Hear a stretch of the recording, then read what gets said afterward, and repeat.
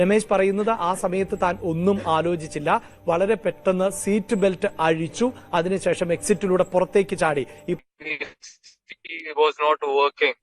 The compressor was either going on off again and again, right? Which is kind of unusual thing, right? I was just next to the lift engine, and I was when I was looking out of the window, the flight was at cruising altitude of 32,000 feet. But the flaps, they were kind of unusual. I have never seen. I have flown so many times, so many places, but I have never seen such kind of things happening.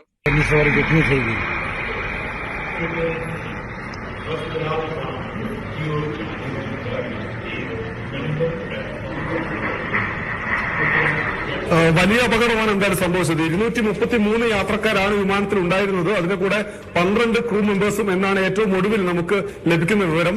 ഇപ്പോൾ അഹമ്മദാബാദിൽ നിന്ന് പുറത്തു വരുന്ന ദൃശ്യങ്ങൾ നമ്മൾ പരിശോധിക്കുമ്പോൾ വിമാനത്തിന്റെ ഒരു ഭാഗം സമ്പൂർണ്ണമായി കത്തി ഇല്ലാതായി പോയതാണ് കാണാൻ പറ്റുന്നത്. പക്ഷേ മറ്റൊരു ചെറിയ ഭാഗം വീടുകളുടെ മുകളിൽ വീണ് കിടക്കുന്നതായി കാണുന്നു. ഒപ്പം തന്നെ ചില ദൃശ്യങ്ങൾ, അതായത് പരിക്കേറ്റവരെ ആശുപത്രിയിലേക്ക് കൊണ്ടുപോകുന്നതിന്റെ സ്ഥിരീകരിക്കാൻ കഴിയുന്ന മരണം എന്ന് പറയുന്നത് 265 പക്ഷേ അതിനപ്പുറം നേരത്തെ നമ്മൾ സൂചിപ്പിച്ചതുപോലെ അന്താരാഷ്ട്ര മാധ്യമ ഏജൻസിയായ റോയിറ്റേഴ്സ് അടക്കം ഇത്തരത്തിൽ 294 മരണം വരെ റിപ്പോർട്ട് ചെയ്യുന്ന ഒരു സാഹചര്യമുണ്ട്. എന്നിരുന്നാൽ പോലും 265 മൃതദേഹങ്ങളാണ് ഇപ്പോൾ അവിടുത്തെ സർക്കാർ സിവിൽ ഹോസ്പിറ്റലിൽ ഉള്ളത്. ഒരു സ്ഫോടന സ്വഭാവം ഈ അപകടത്തിനുണ്ടായിരുന്നു എന്ന് രക്ഷപ്പെട്ട രമേശ് വിശ്വാസ് പറഞ്ഞ ഒരു സാഹചര്യം ഉണ്ടാകുന്നു. രമേശ് വിശ്വാസിന്റെ പ്രാഥമികമായ പ്രതികരണം അനുസരിച്ച് അപകടത്തിന്റെ ഒരു സ്വഭാവം പറയുന്നത് വിമാനം പറന്നുയരുന്നു, ഉടനെ തന്നെ വിമാനം അപകടത്തിലേക്ക് എന്ന നിർദ്ദേശം ലഭിച്ചു. ആ നിമിഷം തന്നെ വിമാനം പെട്ടെന്ന് വലിയ താഴ്ചയിലേക്ക് താഴുന്നതായി മനസ്സിലാക്കി എന്നുള്ളതാണ്. രമേശ് ഇരുന്നത് 11A സീറ്റ് നമ്പർ ആണ് എന്നതാണ്. ഈ 11ാം സീറ്റ് നമ്പറിന് ഇടയിൽ ആണ് എമർജൻസി എക്സിറ്റ്, അതായത് 11ാം നമ്പർ സീറ്റിന് തൊട്ടു മുന്നിലായി ഗ്യാപ്പ് ഉണ്ട്. ആ ഗ്യാപ്പ് എന്നതാണ് എമർജൻസി എക്സിറ്റ് എന്നത്. അതുകൊണ്ട് തന്നെയാണ് വിൻഡോ സൈഡിൽ ഇരുന്ന രമേശിന് വളരെ പെട്ടെന്ന് പുറത്തേക്ക് ചാടാൻ സാധിച്ചത്. രമേശ് പറയുന്നത് ആ സമയത്ത് താൻ ഒന്നും ആലോചിച്ചില്ല, വളരെ പെട്ടെന്ന് സീറ്റ് ബെൽറ്റ് അഴിച്ചു, അതിനുശേഷം എക്സിറ്റിലൂടെ പുറത്തേക്ക് ചാടി. ഈ പുറത്തേക്ക് ചാടുമ്പോൾ തന്നെ ഇത് എത്രത്തോളം ഉയരത്തിലാണ് താൻ എന്നത് രമേശിന് അറിയില്ലായിരുന്നു എന്നുള്ളതാണ്. ഒരു പക്ഷെ വലിയ ഉയരത്തിൽ നിന്നാണ് താൻ ചാടുന്നത്, പക്ഷെ കുടുംബത്തെക്കുറിച്ച് മാത്രമാണ് ആ സമയത്ത് മനസ്സിലേക്ക് വന്നത്. ഇതൊക്കെ 1-2 നിമിഷം കൊണ്ട് സംഭവിക്കുന്ന ഒരു കാര്യമാണ്. അതുകൊണ്ട് തന്നെ ഇതൊന്ന് തിരിച്ചു പിടിക്കാൻ രമേശിനും കുറച്ച് സമയം എടുക്കും. എങ്ങനെയാണ്, എന്താണ് സംഭവിച്ചത് എന്നത് ഇതിപ്പോൾ പ്രൈമറിയായി രമേശ് നൽകുന്ന ഇൻപുട്ടാണ്. വിവരങ്ങൾ കൃത്യമായി നമുക്ക് പങ്കുവെക്കാൻ പറ്റാത്തത് ഈ അപകടം ഉണ്ടായത് ഇങ്ങനെയൊരു പ്രദേശത്താണ് എന്നതുകൊണ്ടാണ്. ഒരു പക്ഷേ ജനവാസ മേഖലയായിരുന്നില്ല എങ്കിൽ വളരെ പെട്ടെന്ന് കൃത്യമായ ഒരു ഡേറ്റ ഈ ഫ്ലൈറ്റ് റെക്കോർഡുകളുടെ ഡേറ്റകളുടെ അടിസ്ഥാനത്തിൽ നമുക്ക് പ്രേക്ഷകരുമായി പങ്കുവെക്കാൻ സാധിക്കുമായിരുന്നു. പക്ഷേ ഇപ്പോൾ നമുക്ക് അതിന് സാധിക്കാത്തത് ഈ BJ ഹോസ്പിറ്റൽ കോമ്പൗണ്ടിൽ ആണ് ഈ വിമാനം തകർന്നു വീണത് എന്നതുകൊണ്ട് തന്നെയാണ്.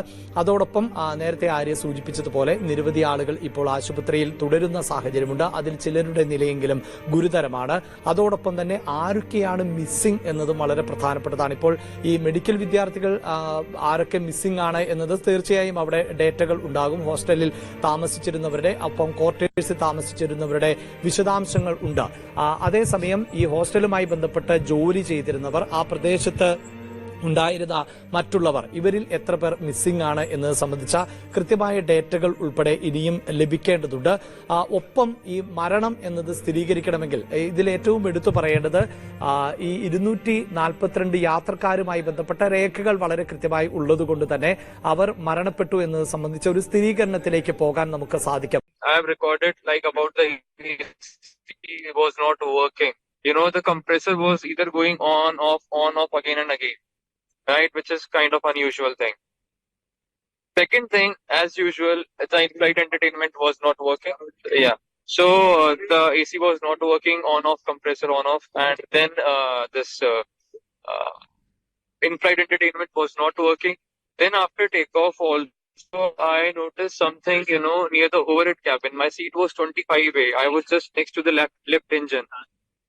Right, I was just next to the lift engine, and I was when I was looking out of the window, the flight was at cruising altitude of 32,000 feet. but the flaps, they were kind of unusual. I have never seen, I have flown so many times, so many places, but I have never seen such kind of things happening, right? I have never seen such kind of thing happening.